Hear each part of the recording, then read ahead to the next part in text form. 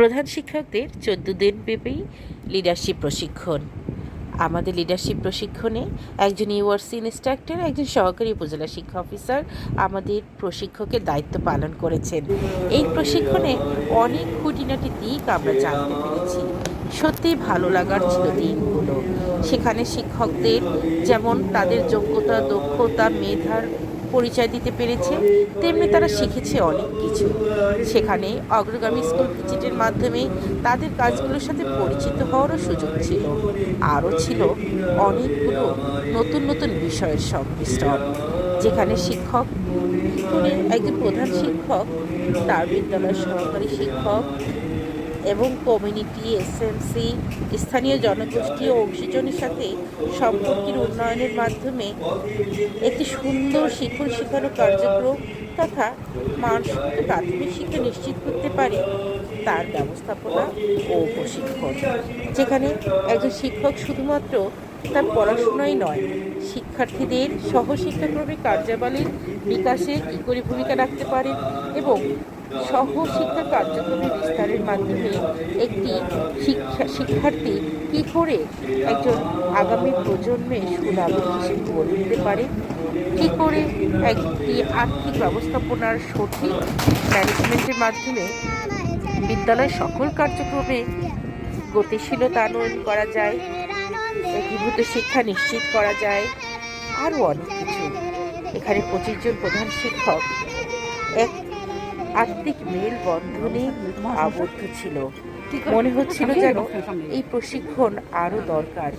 যেভাবে কাজগুলো আমরা করছি, হয়তোবা সেটি আরও সুন্দরভাবে করার জন্য তাদের আরও কিছু মেধা প্রজ্ঞার সংমিশ্রণের মাধ্যমে কিংবা অভিজ্ঞতা শেয়ারিংয়ের মাধ্যমে এই কাজগুলো সুন্দরভাবে প্রস্তুত করা যায়।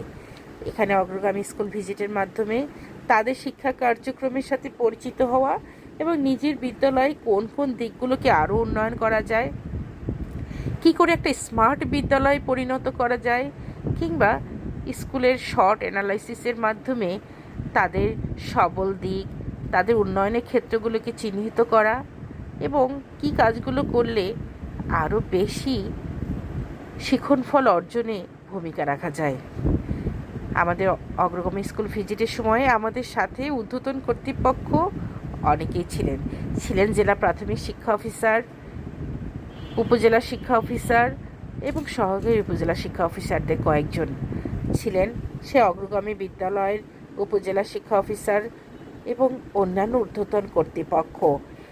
এভাবে যদি আমাদের শিক্ষক, শিক্ষার্থী এবং অফিসারদের মধ্যে একটা মেলবন্ধন তৈরি করা যায়, অবশ্যই তার ফল আমাদের বিদ্যালয়গুলো ভোগ করবে।